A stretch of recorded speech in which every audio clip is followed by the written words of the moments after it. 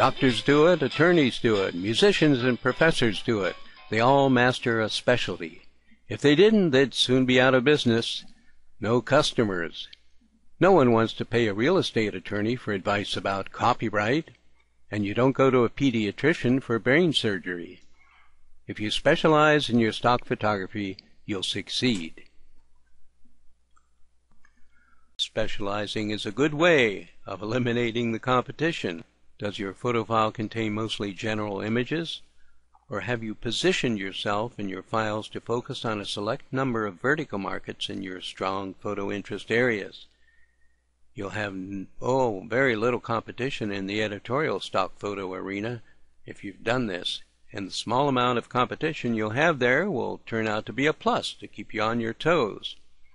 Actually, you'll have a monopoly on your corner of the market, and you'll find clients that will last you a lifetime, whether you're in Missouri or Vermont, Florida, or Peru. If you're interested in making money from your photographic talent, you will want to follow a basic business concept, positioning.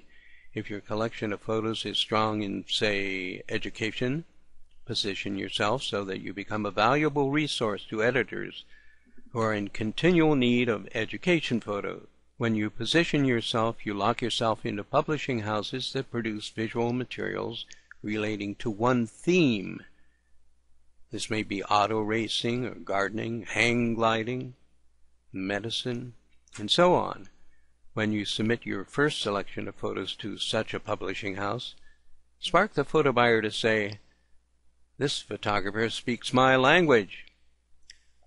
Once you sell your first photo to a theme publisher, you will find it much easier to make subsequent sales. And another tip, if your photographs are highly specialized in one area, be specific with your trademark or logo that you'll use on your website or blog or your stationery. If you're a nature photographer, you can choose a design that reflects your work. For example, a silhouette of a fern or a close-up of a toad. If you're a children photographer, choose a classic shot of yours that lends itself to a simplified sketch or drawing. As your photo marketing enterprise grows, you'll be building equity and getting exposure and mileage from your trademark or logo. Decide your specialty early and produce a trademark that will cause editors to say, "Aha, he's a transportation photographer," or "she's a tennis photographer." And what can you specialize in?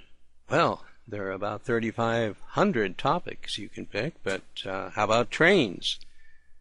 Maybe you have a great interest in trains and knowledge and expertise in that area, and you can actually advise the photo buyer on certain trains if he or she has a question for you. How about covered bridges? And as you know, covered bridges abound. Here's a group of covered bridges just from Missouri itself. Such things as county courthouses. Now, all of that I'm suggesting here is a lot of travel, but it's also a lot of tax write-off for you. And more about tax write-off and that tax advantage to stock photographers in an upcoming lesson. Well, good. I'll be talking more about specialization as we move through this course. That's it for now.